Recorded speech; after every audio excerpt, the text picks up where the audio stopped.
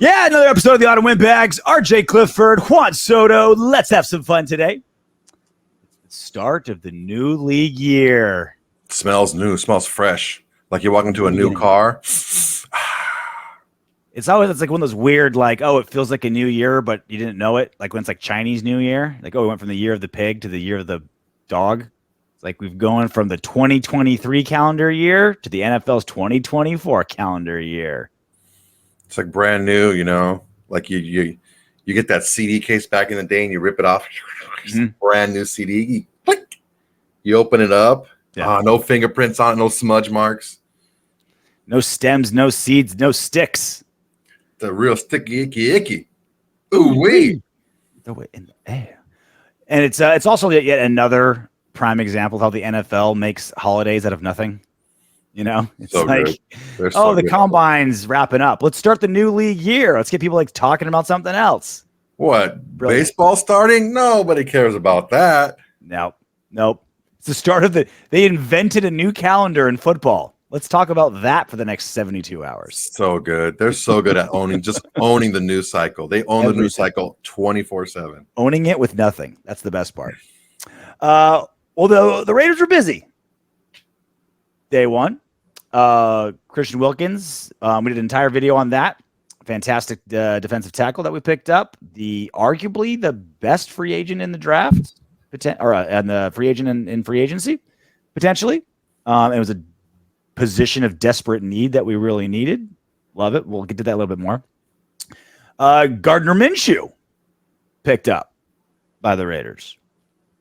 Getting backup money. Expensive backup money, 2 years, 25 mil, 15 mil guaranteed. It's crazy how like 7 years ago, that's low end starter money. Now it's like, oh yeah, that's backup money. Now it's the quarterback market and salary cap is just exploding, which led us to ask the question, and we put it a poll on YouTube. We'll put it down in the comment section as well. Question of the day. Who will be the Raiders starting quarterback Week 1? There's only 2 on the roster. Gardner Minshew, Aidan O'Connell, or other. You can also bet the field on this one. Gardner Minshew, the veteran, Aidan O'Connell, the second-year player, or literally any other man, woman, or child on God's green earth. Dead heat on the 2 quarterbacks we have. 30% of you say Gardner Minshew. 29% of you say Aidan O'Connell. 41% of you are saying it is a quarterback that is currently not on the Raiders roster. It says a lot that Aidan O'Connell, the rookie that went 5-5, 4th-round player, just kind of got thrust in there when he had to, was never supposed to be the starting quarterback, was never got the first-team reps, really. And the same amount of you think he's going to start over a guy with like 6 playoff games under his belt, Gardner Minshew. It's a strange, man. It's a weird situation, you know, like there is a lot of merit behind the AOC crowd, right? The Favre camp. Yeah, he didn't have a very focused, I don't want to use the word productive, but I don't know what other word to use right now. He wasn't paid a lot of attention to in minicamp, and he went in there for the preseason games, but once the season started, he was kind of like an afterthought.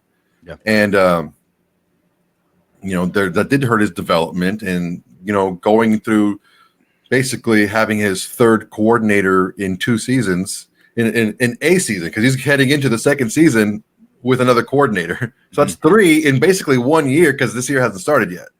And he has to learn a whole new system. And it's just, with more consistency and stuff like that, can he make a big jump? It's not out of the realm of possibility, but that big jump has to incorporate things that he hasn't shown us he's able to do. So it's a little bit hard for me to think that he's going to be able to do it at the level he needs to for us to be, or for at least me to be comfortable with naming him, this is for sure our starter. Statistically, they're pretty close. Favre, in just his 10 games that he played, in Minshew, in the 13 he played last season. Favre, 2,218 yards, 12 touchdowns, 7 interceptions, went 5-5 as a starter, 62.1% completion percentage. RJ, why'd you add the 0.1? This is why. Gardner Minshew, 3,305 yards, 15 touchdowns, 9 interceptions, almost exactly the same ratio. And Indy last season went 7-6 as a starter. He completed 62.2% of his passes. It was 0.1% higher completion percentage. Neither one of them all that great. That was 26th in the league. I'm going to assume Favre was 27th because it was 0.1 below. Tied for 23rd in touchdowns, 14 turnovers. That was the 11 most. And that was in only 13 games for Gardner Minshew. So they're pretty similar in a lot of ways. When the news broke, Soto, we were on our text chain, and you're like, ooh, wow, I guess we're not going to trade up for the draft. And I thought exactly the opposite. Because what I've been saying forever, right? We got Favre. I want a veteran, and I want a shot at quarterback of the future, right? Mm-hmm. And let's say we trade the house for one of the top 3 guys. I still want a veteran, but we'll obviously a lot less attention on that veteran. If we go and, if we would have signed like a Baker or something and say, okay, maybe we try get, let's throw a dart at like a 2nd or 3rd round quarterback and see if we can develop him, because we're paying decent money for, an above average starter at quarterback. We don't have to commit quite the same amount of resources. And when I use that example of if we're betting the house, I still want a veteran. I use Gardner Minshew. I was like, hey, if we're going to get, Daniels or Caleb or whoever, like I still want a veteran, but it's like a Gardner Minshew type, right? Like, just a good backup. I want a good backup that he could certainly win you games. But it's not, pay too much for when we're developing a rookie. This still makes me think I'm with the 41%. I still think that the starting quarterback at week 1 will be some sort of rookie that we get in the draft. I don't know that it's going to be the rookie to start the season. I could see maybe to end the season who will be the starter. That's probably, for me, I think a stronger possibility. If you're not paying Gardner Minshew backup money because he very well may be your starting quarterback. Mm-hmm. And if that's the case, I mean, I don't know. It doesn't make a lot of sense to me. Like when I sit back and look at it, we're going to pay Gardner Minshew to battle it out with our incumbent, who we think highly of, but he is limited. Are we going to do that to move up in the draft? I don't know. I think we might just either stay put where you are, like what you've been saying, or maybe get one in the 2nd round. I think the Telesco is doing the other thing I've been saying for a while too, is quarterback is such a crapshoot on whether they're going to succeed or not, especially within the draft with rookies, right? It's such a crapshoot that you have a lot of oars in the water. You have a lot of oars in the water. Far, far worse quarterbacks than Gardner Minshew have gotten a new environment and done well and played much better than we thought they were. It's happened. We're not banking on it, but it's happened. We talked about Favre, right? Like Jimmy G had all the attention last offseason because he came in injured, didn't get to go to training camp, was way behind on the playbook. He was with San Francisco for half a decade. Like, you don't just like remember a complicated playbook like Josh McDaniels. It just pop up 5 years later, right? So it's like he required all the attention. Favre had almost no attention.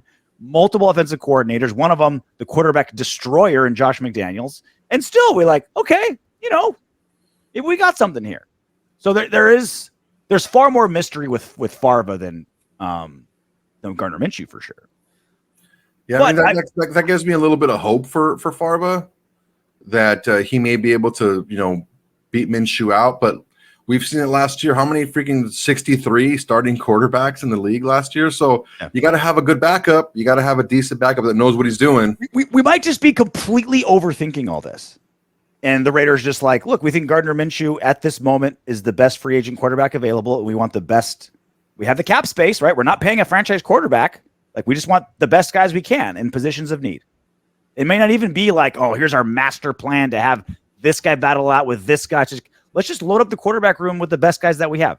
Because the quarterback position is so important that we can't just be like, let's hope Favre explodes, leaps and bounds. Let's hope Gardner Minshew has the best season of his career. Let's hope this rookie that we draft is going to be ready to go week 1. And we, it's a 50-50 shot, but we nailed it. We got the right one. The quarterback position is too important. Why not have 3 guys that as a possibility? We're paying Favre had pennies, Minshew just quality backup money, and then a guy in a rookie contract. Let's have them all out there. Let's see what we got. Yeah, I mean, for the veteran room, which is Favre and Minshew, for those guys, yeah, I get that. But if you're going to do that, I don't know if that's smart to have two limited guys on your roster at quarterback and not go for a top guy, not go for a guy that has all the tools, who has a little bit of that sizzle to him too, a little of that playmaker ability, stuff like that. And not as many question marks as far as maybe skill set and physical limitations. If you're going to have, do you want Minshew or the rookie? No, the rookie coming in. If you have two guys that they Minshew and Favre, they have their limitations. Yeah. And can I see a higher ceiling for Favre? Yes, because like you said, they're pretty much equal as far as their play this year. But Minshew's in his sixth season, coming in his sixth season, seventh season, something like that, and Favre's coming into a second. So there's that, but they're limited quarterbacks. You know what's crazy? Minshew's only like a year older than Favre. And he's in his sixth year? He's in his sixth year. He's on his third team, sixth year, fourth mustache, and he's only like 14 months older than Favre. That's crazy. But dude, what I'm saying is if we're gonna go that route, I don't want to get another physically limited quarterback to go in there and battle it out with these guys. Yeah. I want to get a freaking a dude to come in here who's got the arm strength, who has the size, who has the speed, who's shown to be a playmaker. I want to get something like that, because then it's just okay, well, you're limiting the ceiling on these guys, because I don't see superstar in any one of these guys, in Minshew or Favre. And I would love to have a superstar at the quarterback position, but to get one, you have to draft a guy who has those skills and those attributes. So that's just my thing. I don't want to have another guy to go along with these two vets. Well, look, you play the hand you're dealt, right? We had Favre on the roster. Let's be optimistic but realistic. Minshew, were we gonna beat out Atlanta for why am I blanking? Kirk Cousins, right? That's a steep price, Are we gonna do, that's and it was kind of a long-term deal. Baker wanted to stay where it was. Gardner's basically the best free agent kind of out there. More, right? There's not a lot of way better. We'll get to Russell Wilson in a little bit, but it was kind of Gardner. So it's you're dealing with what you got. Yeah. And so I think what Telesco's doing is okay, we don't know what we're doing at quarterback. Let's have three oars in the water. Let's have three. It is not beyond the realm of Minshew and Favre can win us games. They can, let's say they have to take over midway through the season. If our defense is what we're expecting it to be, they can do some damage for us, right? They can do it. And then we're banking that the rookie's going to be the franchise guy. That's what we're because honestly, we're banking on. I don't look at Favre and look at Minshew and look at those guys as Super Bowl winning quarterbacks. Not just winning the Super Bowl itself, but being able to get us there. I don't see that. I don't see that snap, crackle, pop, that sizzle coming from those guys who can be all right. Get on my back, and I'm going to win this game for us. I don't. And that's why I think Telesco. I think he's doing what I've been thinking is you play the odds game, right? What are the odds that Favre could be a Super Bowl winning quarterback for us? Not high. What are the odds Minshew is going to be a Super Bowl winning quarterback for us? Not high. What's the odds that a rookie that we draft will pan out and be a Super Bowl winning quarterback for us? Not high. But if you add up all three together, it's just an odds game, right? If they all have a 20% chance of maybe being that guy for us, then you add them together, you're at 60%, right? You give them all a shot. Unless you have the first overall or Josh Allen or whatever, right? Unless you have those guys, you're just playing odds with the guys that you got. And so I understand what they're doing here. I get it. And with the hands that were dealt, I think it's the best way to go, right? It makes sense. It makes sense. But yeah, it wouldn't make sense for us to wait till the third or fourth round to grab a quarterback and to grab the dude from Tulane or like a guy from Notre Dame or just some, or even like Spencer Rattler. Like he's just like a step below the top 6 guys. And it's not just a step below in like height and speed. It's just throwing ability and his ability to read defenses. It's all that stuff. He's just a little bit worse than everyone else. So it's like, I want to get one of the top guys. I want to get one of at least one, for sure, one of the big 6. Well, I mean, obviously we always want the best of the best of the best. We'll see what their game plan is. And we'll see if it's like, if Antonio Pierce is doing what I'm thinking that maybe those defensive coaches want to do, and just be like, we'll run the ball and win with defense. We'll win with defense and run the ball. Just give me a guy that won't turn it over. We just need 24 points. I don't know. We're going to go cornerback and linebacker round 1 and round 2 in the draft. We'll get a quarterback in round 5. We'll win with defense and then running the ball. The draft. Yeah, I mean, take a look at this here. We look at the for me, I think someone has to win a playoff game to be considered like, okay, this team can go on a run in the playoffs. They already beat another playoff team in the playoffs.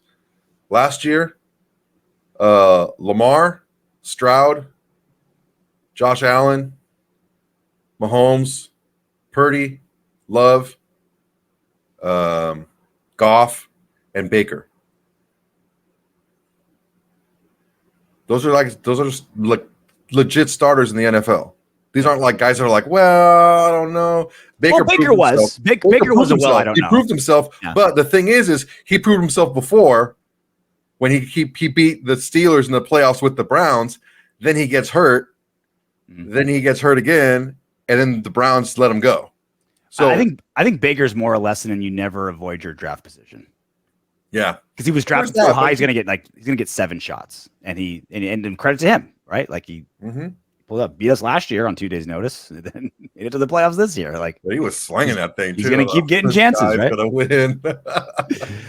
Well, one guy who won't be starting for us next season, Russell Wilson. Released from the Broncos with the record-breaking cap hit. Literally a bigger cap hit than the number 2 and number 3 biggest cap hits in NFL history combined. I think that maybe he thought number 1 with a bullet. It was so big. He's like, they're not going to cut me. Yeah, that's a big cap hit. It's impossible. Preposterous. Vic Tafur from The Athletic, been on the show before. One of our favorite guys covering the game. In his article this week, he said the Raiders, like Gardner Minshew more than Russell Wilson. 12 times more, it turns out, when you factor in that Wilson got 1.2. That's money found in the cushions of your couch if you're an NFL owner. From the Pittsburgh Steelers. Wilson wanted to come to the Raiders back in the Jon Gruden days. We remember that. And he still did now. According to team and league sources, but the Raiders didn't see him as a fit. I'll repeat that last part. You want to be a Raider, and he still did now, according to team and league sources. First off, how dumb are the Broncos to say yes to a deal that even Jon Gruden said no to? You've got like the worst roster manager on God's green earth in Jon Gruden, and even he is like, nah. How many first rounders for your 35-year-old quarterback? We'll pass. Thank you. Like, how bad of a deal is it? What was the worst deal? Was it Carolina just giving up on the freaking team in the season last year, giving away their best players and everything, and not trading away their other? Like, how are you going to trade away Christian McCaffrey and not trade away Brian Burns when you can get a couple of first rounders for him? You know. Anyway, yeah. Or what the Broncos did. All the picks, the players, all that stuff. They're both pretty bad. And then the contract after, like that's the other part too. It's like there's some really bad trades, and then the contract on the back. It was like the two. And I think that's why they both get looked at so bad, because it's like 2 of the worst things in a package deal. Like it's a Russell Wilson shit sandwich. It's like you give him just so much capital for him, and then you give him so much money. I mean, that's my opinion as to why. You have to ask yourself why. You have to ask yourself, like, if he didn't play terrible, he played okay, he played good. There was some things about his game that were a little bit iffy, but he dumped the ball a lot. He just threw a lot of screens and a lot of stuff at the line of scrimmage. Mm-hmm. And most of the stuff down the field wasn't on time. That stuff was all scramble plays that he does. And, we've heard that he likes to do that more than likes to run the offense. He likes to have scramble plays. He likes to be backyard ball. He likes to let Russ cook and stupid stuff like that. But, man, that's a big cap hit, dude. That's huge. And for them to give up all that money and all that capital just to say, you know what, we're not doing it. I can understand, like, Seattle's like, dude, like, we don't want this dude anyway. And you're going to give us this much? Like, sweet, take him. Like, it's record breaking and record shattering, that cap hit. Like, like when it took, like, people thought it was impossible to break the 4-minute mile. And then once one person did it, like 6 weeks later, someone broke it by like, 1 sec, like, beat it by a second and then like another second faster. This is like beating the 4-minute mile and then the next day running a 3-minute mile. Like, this is how big of a jump this cap hit is. So that was interesting because there's a lot of talk. There was a ton of talk. It was trending all week about Russell Wilson potentially going to the Raiders. At $1.2 million, I said, why not give it a shot? It seems like zero risk. $1.2 million is literally like 0.5% of the salary cap. It's nothing. Yeah, it's small. Chump change. Give it a shot instead of signing Minshew. The Raiders didn't do that, and now he's with the Steelers. If he really did want to go to the Raiders, now we don't know if it's like, I want to go to the Raiders and nowhere else unless they say no, or if Russell Wilson was like, hey, there's 5 or 6 places I want to go, and the Steelers. There's some talent on offense. They just need a quarterback. I can go in there and win some games. Yeah, so you don't really we don't know on the report exactly, which one was it, right? Was Russell like Raiders number 1 unless they say no and then I'll move on, or it's a handful of guys and the Steelers just happen to be the right fit, or they answered the phone first, or they offered 1.2 instead of 1, I don't know, whatever, right? Like, we don't know that. Mm-hmm. But it seemed like a no-brainer for me to at least take a shot at Russell Wilson for chump change. I wouldn't necessarily call it a no-brainer because there's the money part of it and there's the people part of it, right? Because Seattle was more than happy to get rid of him and put an unproven Geno Smith in there, right? And the Broncos were more than happy to get rid of him and pay him $90 million, damn near $100 million to fuck off, So they were like more than happy to get rid of this guy. And it's not just the coaches, it's the teammates, the organization. Like, they were more than happy to get rid of this guy. So you have to understand something from this perspective. What we saw from AP and the Raiders last year, the last 9 games, wasn't the whole season, right? It was bad the first half of the season, and it turned around the second half of the season. So it's still fresh, it's still new, okay? More than likely, I would honestly give it a 90 to 95% chance. If we signed Russell Wilson, he would beat everyone else out and he'd be the starter. Okay? So you have a starter, and you've seen recently that Russell Wilson can't put that bullshit behind him. He's still on that bullshit. Okay. So normally, if someone's trying to play the good role, when their true self comes out, is under pressure, either if it's a stressful pressure or they feel or the release of pressure, they feel comfortable. I'm comfortable now. I can be myself. I can have my release. Yeah, and I'm under pressure, and it's gonna come out. So if this dude is in here, okay, now I'm the starting quarterback. Now I can just be myself. Now I can do what I want because I'm the starting quarterback now. I'm the best. They're telling me I'm the best they have. So now I can just be myself. And I wholeheartedly, from the bottom of my soul, feel that that's what would have happened. And then now you have an issue because your starting quarterback is on that bullshit. And AP is trying to solidify the locker room here because this is not like Mike Tomlin's been there for 20-something years or whatever, how long he's been there. Yeah. It's not ingrained in every single facet, every single nook and cranny of that building. This is new, okay? And I can see it from this perspective where we start winning games under Russell Wilson. He gets on that bullshit, and we're like, you know what? We don't want this. We'll just fucking cut him. It doesn't cost us any money. People on the team are going to be like, yo, they just cut us. They're not about winning on this team. Our starting quarterback, we were winning games. and they cut him. That's the issue because when it comes to someone like Russell Wilson, who's shown you they cannot conform, who's shown you they cannot act right, who's shown you they're about that bullshit, you have to think, what's the worst case scenario? And to me, the worst case scenario is he comes in, he wins the job, and he's about that bullshit, and you have to let him go. That's the worst case scenario for me. So your worst case scenario is that we're winning games. No. That's what it have to be. Because if he's a starter and we're losing, that's easy to cut him. Again, RJ, you're looking at one thing and you're completely ignoring the other. You're looking at, oh well, he's cheap, and you're ignoring the locker room issue he's going to have, because he's going to have it. Okay, we're assuming, because whatever locker room issues there may or may not have been in Seattle, they still won. Like whatever the formula was, they still won with Russell Wilson. Either he can get his act together, or it's not as bad as we thought, or Pete Carroll just knew how to handle it. Whatever the formula was, it worked, right? It didn't work in Denver with a notorious tyrant in Sean Payton, where it's my way, the highway. That didn't work. That doesn't mean that the exact same thing is going to happen with Las Vegas. It could. You could be 100% right. He could just be off his rocker, and he could be poisoned. That is a very real possibility. But what we do know for sure is that he's better than any quarterback we have. He's pennies, and if it doesn't work out, you can cut him at any time because it was so cheap. Literally day one of training camp, if they're like, this guy's a problem, can him. You could do that. That's how cheap he is, and we have a backup that has started for us and can play. But is that worst case scenario though? The worst case scenario part isn't us winning games. It's us having to get rid of them while we're winning games. And now, why would we get rid of him if we're winning games though? RJ, you're ignoring that whole locker room part. You're ignoring the part that we've been trying to build here for a long time.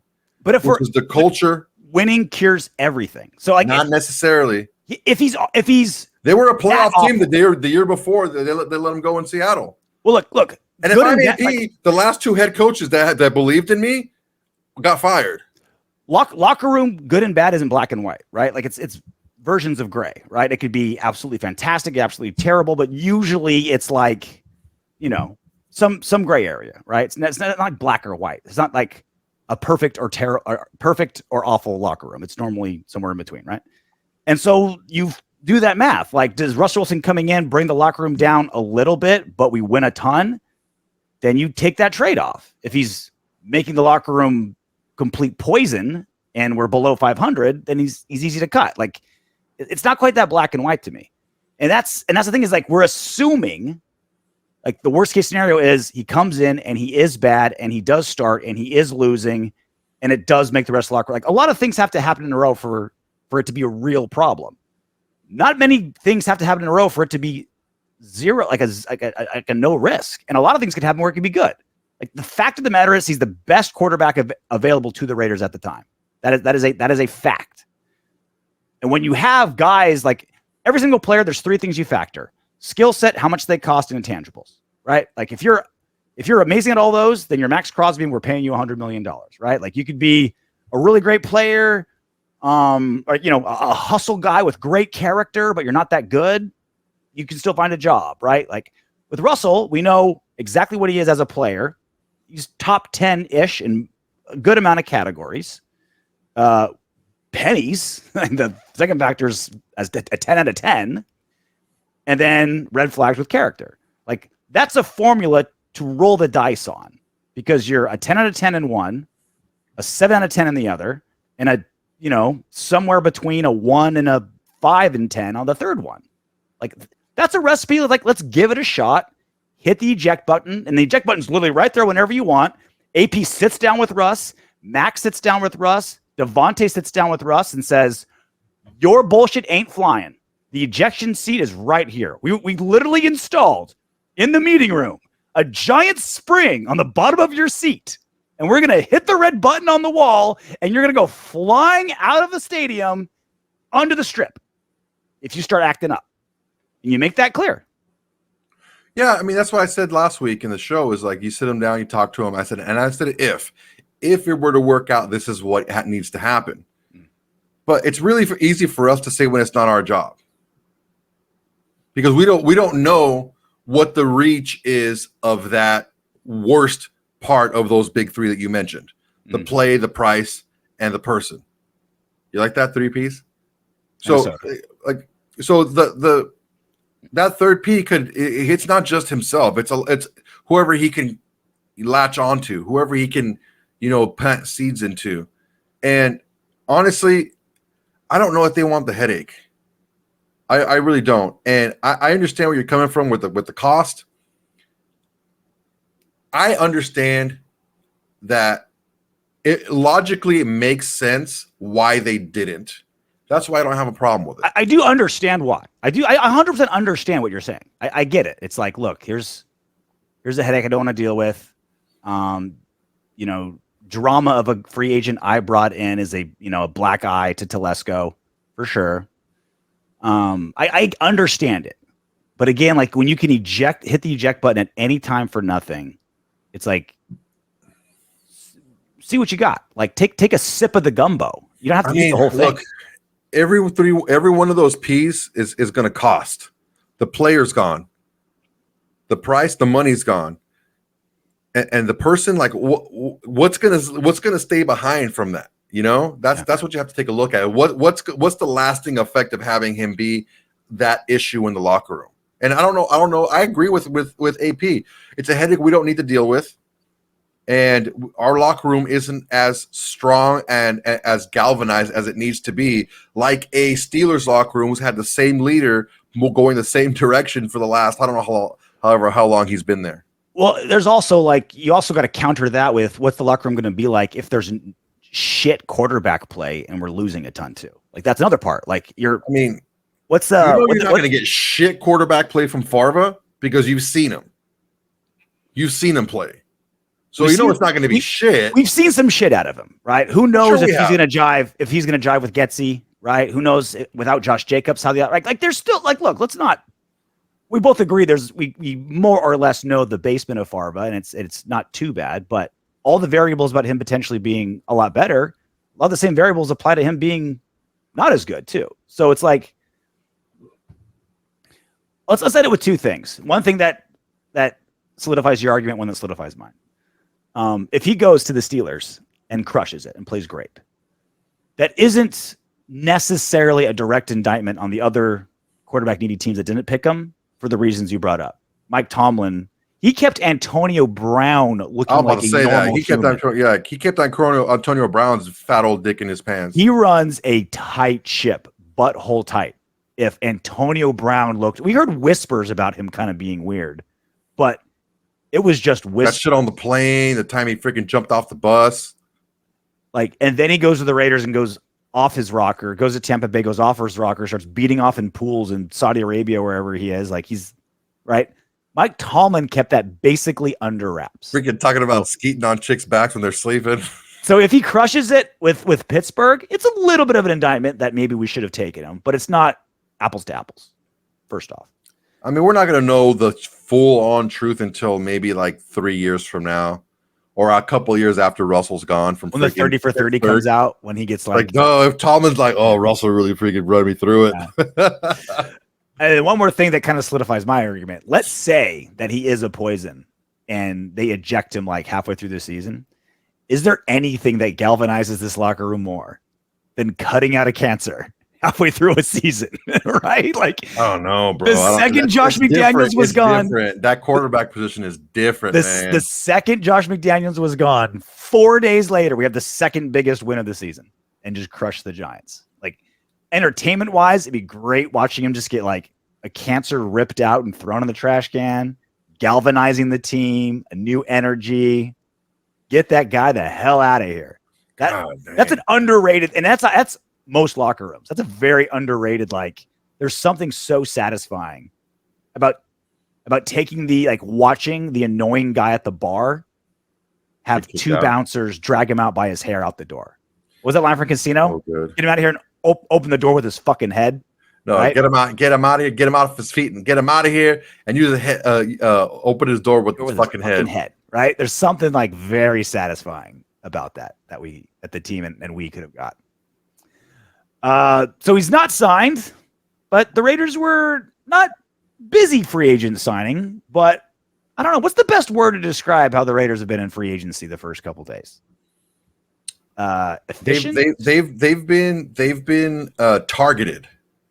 They've been very focused on what they've gotten. Focused on what they've gotten. Every signing that they've made makes complete sense. 100% complete sense. All a little bit pricier than I thought, though. Not out of the realm, not crazy, but a little bit more. Basically just 3 free agent signings. We re-signed some guys, Andre James and some others. But free agent signings. Christian Wilkins, the giant splash. Morning of free agency. Telesco was just like waiting for that moment. Waiting as an alarm set to address that, pick up arguably the best free agent in football. I think the best defensive player available in free agency in Christian Wilkins. $110 million contract. A little bit more than I wanted, but within the realm of possibility. Gardner Minshew, which you also mentioned. Again, good money for a backup quarterback, but he is a really good backup quarterback. But the thing is, you didn't bring him up. You didn't bring him in to back up. You brought him in to challenge and compete for the starting job. Maybe if they, I still think a rookie's their main goal, but I could be wrong. Of course, but you brought in competition. We don't have a solidified number one. You brought in a veteran with 6 seasons, right? 6 seasons experience, yeah. And then Harrison Bryant, tight end out of Cleveland. They didn't pick up his option off his rookie contract. Just like, third string type tight end, $3.2 million. For him. This kid at Florida Atlantic, he was good, man. He was, I think it was a Mackey Award winner. Mm-hmm. He was a good tight end, man. He was a consensus All-American. Just got behind Njoku, and he was maybe couldn't block as well as he wanted to early in his career. He was behind Hooper and Njoku, and Njoku blew up. But this kid's good, man. He can play. He's a big kid and he can play. Hopefully we can develop him and have 2 really. He's a good-looking dude too. Maybe got a picture of his ass on there. He's a good-looking guy. So you got a couple of good-looking, square-jawed, freaking big, tall, thick white boys. They cut Jimmy G, so they needed another good-looking guy on the team just to keep the hotness factor going. Picture checking. Roger checking. Yeah, so one giant splash signing. One, anytime you sign a quarterback, it's a big deal in Gardner Minshew, and then just like, all right, see this tight end's available? Let's make our move. So a couple young guys at tight end, just a 1-year rental. Not a long-term stuff going there, just something to complement Michael Mayer this season. I think I have a little bit more experience to help Mayer come along and play a little bit. That's who we picked up. Who we let go is another big conversation. The giant news.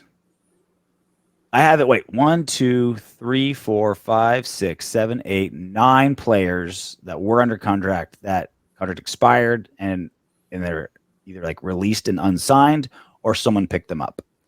Josh Jacobs, Hunter Renfrow, Bilal Nichols, Jermaine Illuminor, Amik Robertson, Jimmy G, Austin Hooper, Jerry Tillery, Brian Hoyer. I believe that's all of them, or any of the, just the ones that matter that I've seen the field and played it all.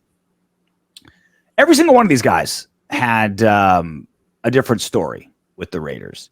First off, any of these guys you wish we would have kept, not just emotionally, but with the contract they got, where you're like, hey, I could have went with that. Josh Jacobs went to the Packers, 4 years, $48 million. Weird contract. It's basically a bunch of 1-year guarantees. The first year is $14.8 million. Basically kind of like a second franchise tag. Yeah, it's like a second franchise tag money for Josh Jacobs. Bilal Nichols went to the Cardinals, 3 years, $21 million, only $14 million guaranteed. Jermaine Illuminor went to the Giants, 2-year deal, $14 million contract. I haven't found the guaranteed money on that yet. It's probably around 8 to 9. It's probably around 8 to 9. Amik Robertson went to the Lions, 2-year deal, $9.25 million contract, only $4.5 million guaranteed. And Austin Hooper, who just got replaced by our last tight end that we mentioned, 1-year deal worth up to $4.25 million, probably 2 guaranteed, something like that. Any of those guys where you're like, I wish we would have matched that. Not really. I mean, the Amik contract looks enticing, but we just needed somebody better. I mean, bottom line, we need somebody better at that position, and you're not paying Amik that much money to be a backup. Mm-hmm. So we needed somebody better at that position. Like, I mean, I'm not trying to disparage the guy, but we just need somebody better. And that's the one I was looking at. He was super boomer bust. Like he had multiple splash plays where he came up big, but it almost always came after he got beat for 40 yards. Like very consistently. There was that part. That number's real close as a rotational because, hopefully we pick up another number one cornerback. Probably I think like if we don't go quarterback right away, I think we go cornerback very early, and we have Jack Jones. I don't have a problem if we don't go quarterback first. If we do corner or any one of the lines, and one of the tackles is there, or we get one of the freaking bomb ass edges that slips to us for whatever reason, I got no problem with that. I got no problem with picking one of those guys up, a big nasty or a quarterback or a corner. I don't even want to predict what we're going to do with the first round if it's quarterback because it's all over the place. But I do predict if we don't go quarterback, we do go cornerback. That's kind of my guess because just of how the draft is lining up and the good corners out there. So he would have been like the number 3 guy, and I think that's number 3 rotational cornerback, decent money. I think I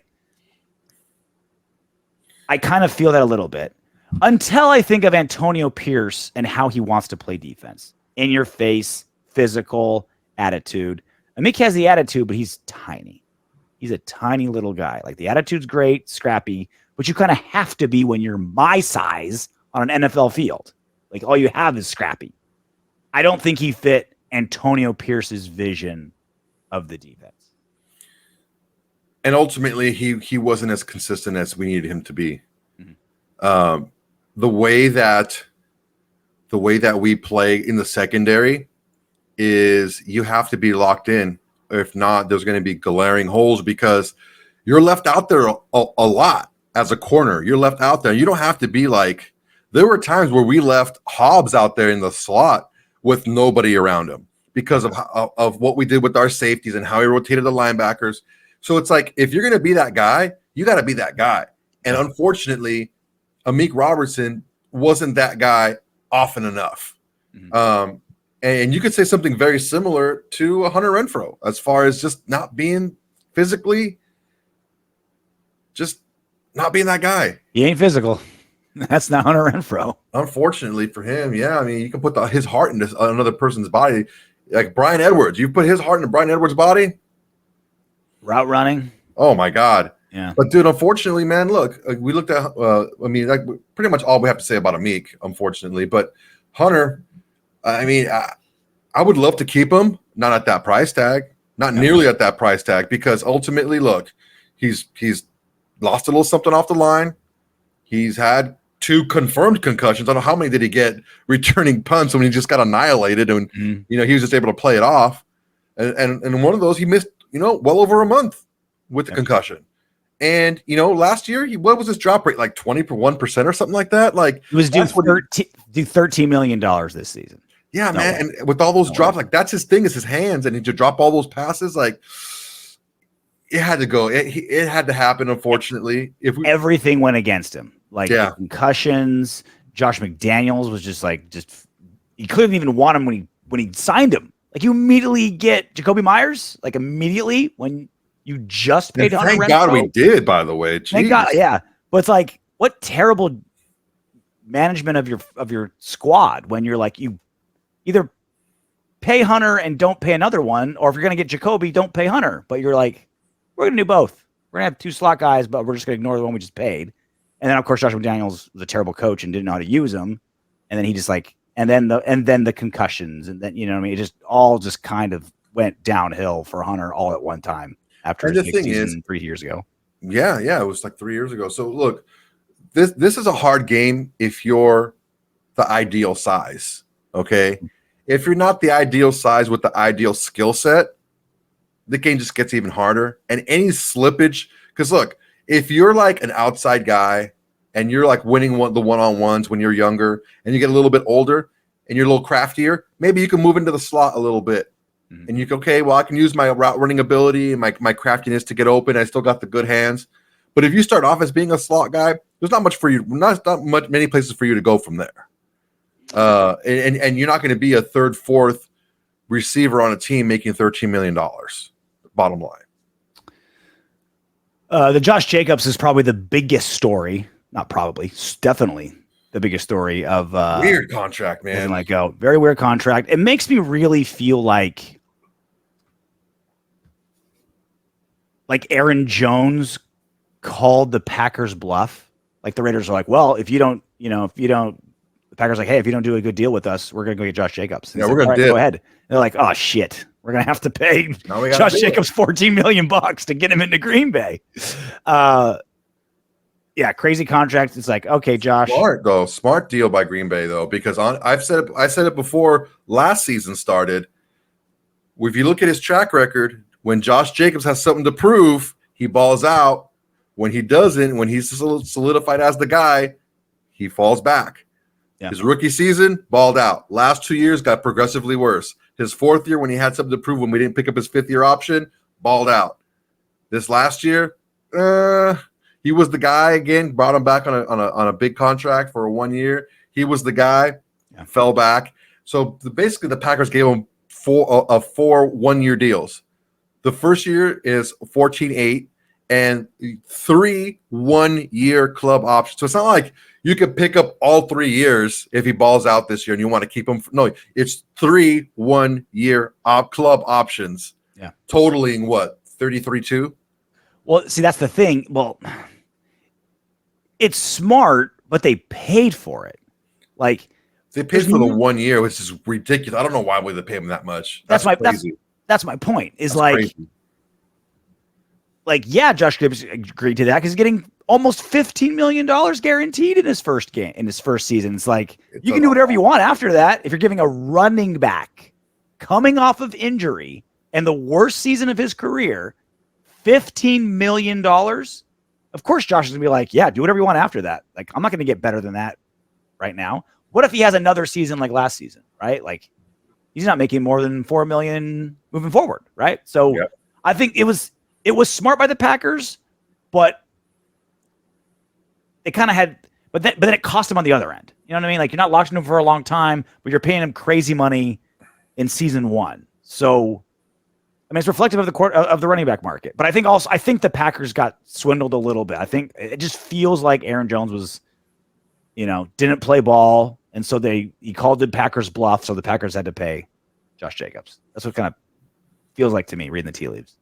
Well, yeah, I mean, I know that the Packers didn't want to. I think a little bit older, right? A little bit more miles on him. Aaron Jones does a little bit more of an injury history. He missed some time last year again, but when he was in there, he was the guy.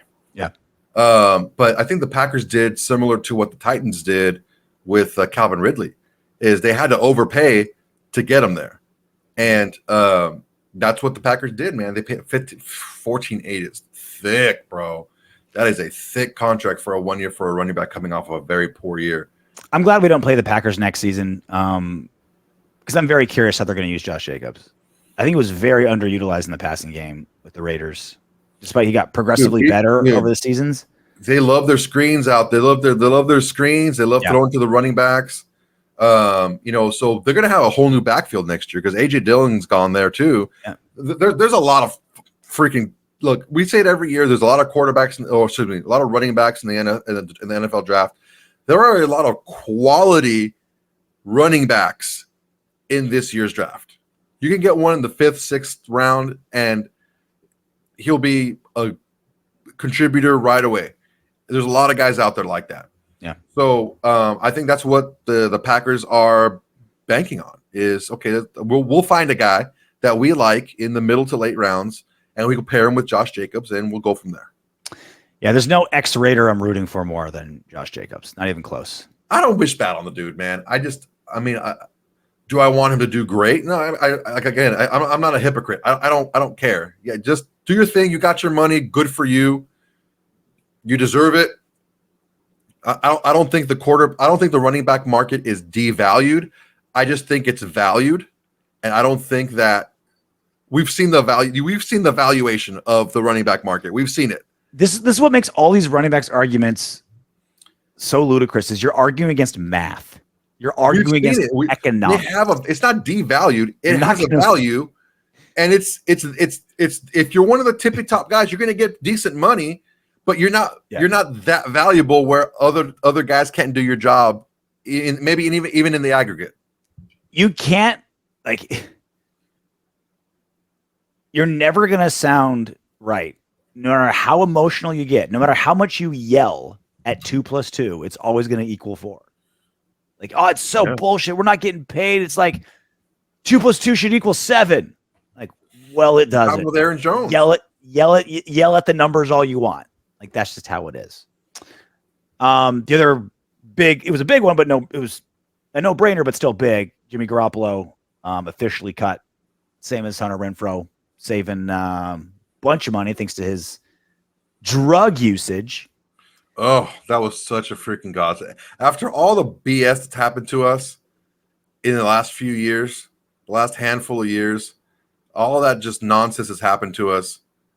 It's always a little baby win. Go right. A little baby win, right? Like, hey, it's $11 million this year. I'll take it. Jimmy, that's a linebacker. The Jimmy G, dude. That's a linebacker, and that's a linebacker and a tackle, maybe. Pulling back to the last conversation, that's the money we would have saved if we went with Russ instead of Gardner. Is a starting defensive player. That's the other part I didn't even bring up. It's like, what could that money have been? But yeah, man. Where does he rank as far as like worst quarterback signings in Raiders history? As far as like what we paid, how it panned out, injured 3 times in like less than half a season. He was like a chunk of the JMD. There's that. There's who was the guy that we got from the Saints? What's his name? Like when there's so many warning signs, like there were so many red flags with Jimmy G, and Josh McDaniels is like, nope, we're gonna do it. It's terrible, man. It's terrible. That signing. I can see Jimmy G going to a different, because look, all the bad stuff that we say about what happened to Favre happened to Jimmy G too. Yeah, like he got the same bad coaching and the same, he got the same thing. So it's not like, it was all sunshine and rainbows for Jimmy G and it was crap for everybody else. No, it was bad for him too. I can see him signing on to another team and in a backup role late into training camp because he's going to be gone the first couple of weeks. So something happens, I can see him maybe hanging on somewhere and serving a suspension, but being a guy that's just in case guy. Because with the 17 games, you got to have a competent backup. You can't just go a starter in a couple of slaps, because honestly, like look at the freaking Bills, dude. They freaking signed a Mitchie baby again because he knows the system and they're comfortable with him as a backup. I can see him, playing much better than he played with us, not because the team is better, but maybe the situation, the coaching would be a little bit better for him. Ready to do some Autumn Windbags? You know what? Yes. Let's change it up. Yes, let's do it. Let's do it. Biggie 6181. Thank you so much for being part of the team. Hey, no RJ Clifford, Juan Soto. Let's have some fun today. Intro. Apologies, I missed the show last week.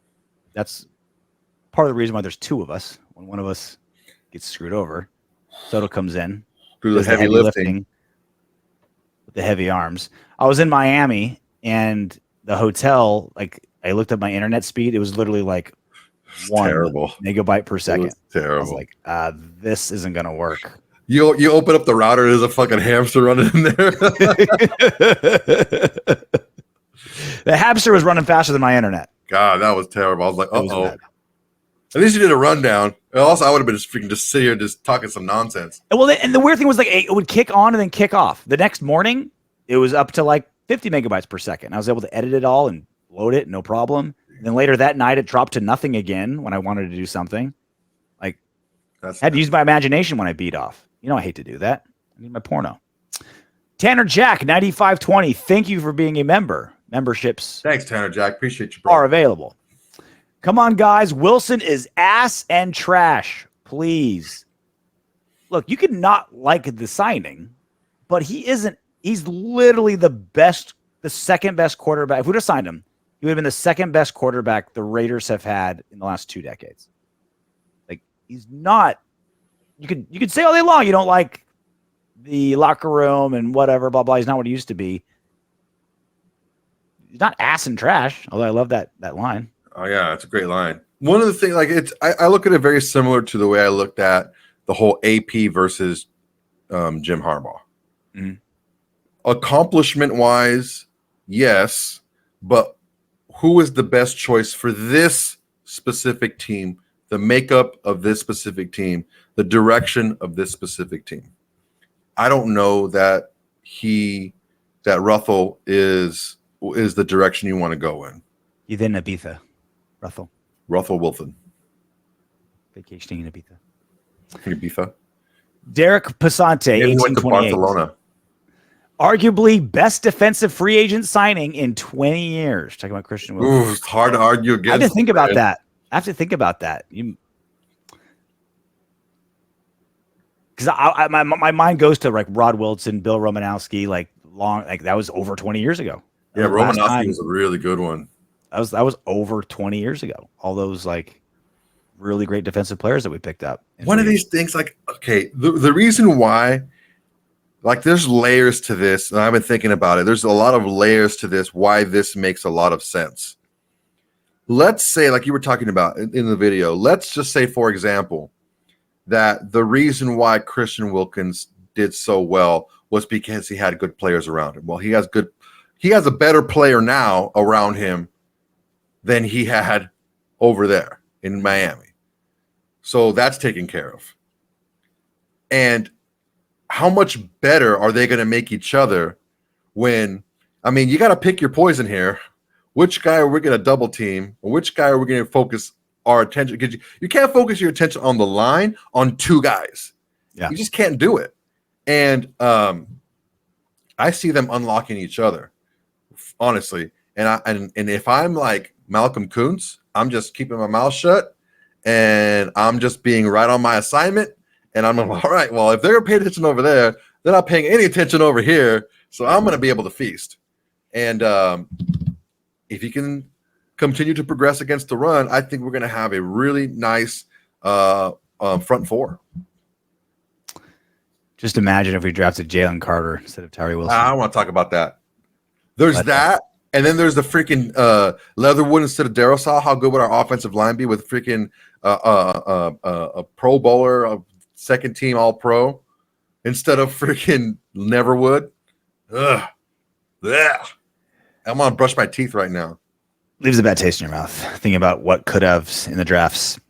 And it's not like, look, and here's the deal. It's not like it's like, oh, well, this guy got picked, 2 rounds later and he ended up being a much better. Like, no, there was the consensus best guy at the position on the board available, and you went a different direction. Position of need, consensus best one. Look, we've heard the stories about Jalen. He's a little bit of a shit dick, whatever. But look, who cares? I want players. You need to be not at my quarterback. I don't care that much about the other positions. At my quarterback, I do care. But at the other positions, we need players. All right, that's it for us. Free agency still looming. Still some really good players out there. What do you think, man? Give me a couple names. Who do you think we should? Who would you like to sign?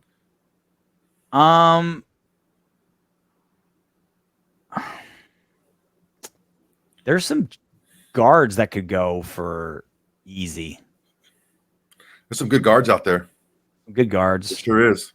That we could pick up. Sure is. Reisner, good guy, good guard. Mm-hmm. Zeitler. DJ Reader, defensive tackle. I don't know if he's already been signed, but I mean, Devin White, the linebacker. If you want a hunter, you want a freaking seek and destroy missile. Mm-hmm. I think we can pair him very well with Spillane, the lightning and thunder of our linebacking core. And not to say I don't like Diablo, but Diablo they can play together. Diablo has shown to be a little bit He'll be getting better. That tackle from the Saints, Pete, he's only 30. Problem is he's mostly left tackle. He'd have to move. But I think he's one of the better tackles in the secondary we can get for cheap. Dude, if we can get Tre'Davious White on a cheap because he's been injured the last couple of seasons, we can get him in here for a cheap. We can give him a meek money. We give him a meek money. He's a better player than a Meek Robertson. Dory Jackson's out there. There's some guys. Xavier Howard's gonna come. He lost half a step, but he's still really good. Kendall Fuller's good from the Commanders. I want to pick out there. The corner market's kind of low because there's so many good corners in the draft. You got to take advantage of that. You got to make that's when you make your move. Cheap, man. Yeah.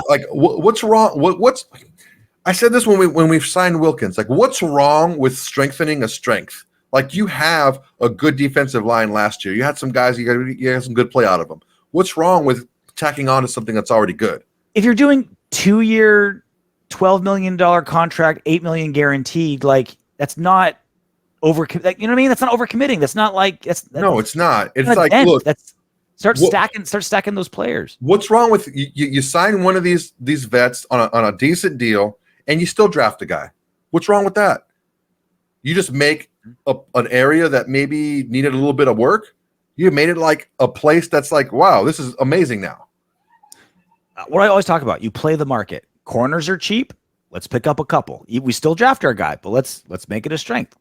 You know, right now, we didn't even talk about it, but like when we signed Andre James, we all kind of furrowed our eyebrows a little bit. Like, he hasn't been playing great. That's kind of good money. But then you realize guards are going for like record-breaking money. And so you keep Andre James so Parham can stay at guard. So you don't have to pay a guard, right? So it's like this is exactly what I've been saying about draft and free agency. You play the market, and Telesco so far seems like he is. He's like, look, I don't want to. He's, like you buy your water bottle at Costco. You don't buy it at the festival when it's $27. You buy it at Costco when it's 50 cents, right? You don't. This season, you draft a guard or you wait on guard. You don't go to free agency for a guard this season because they're going insane. At corner, you make a move this season. Pick up just a contributor. Pick up a contributor because they're cheap. This is when you start loading up on corners because they're so cheap. They're so Play cheap. the market. Don't be desperation. We have a hole. We'll take whatever. We'll pay whatever to fill it. Like, no, like you play the market. And it feels like Telesco's doing that. Look, there's layers to this. Every year, a bunch of corners are selected. Why? Because every team needs a corner. Everyone needs a corner, right? So there's always going to be some washouts that need a place to play. Need a place to do a Baker. Go somewhere and play really well, and then they cash out the following year. What happens when that happens? You get the next crop of guys, and you pick your next couple of vets that you want to get and give some okay money to, not big money, and let them give them a chance to do a prove-it year. You just keep doing that cycle over and over again as you build the other starters on the team, and maybe you end up with somebody like a Jack Jones, who you still got on relatively cheap, who's probably going to be your best DB next year. Speaking of water bottles, you said water bottles at Costco. I went to spring training this last weekend in Arizona. Visited my family. Yeah, the Doyers. And waters are so damn expensive there that we actually filled up a plastic bottle of water, and we did that trick with the paper clip where you heat it up and you heat those little nubs and you glue it back together, kind of. And it was water. It wasn't a vodka. It was water because water. Oh, in the hotel room. No, at my sister's house. Yeah, but same thing. And they looked at it like, all right, everyone, go ahead. You're good. And we're like, yeah, it's water. Could have been vodka, but no, it was water. Brilliant move. Brilliant.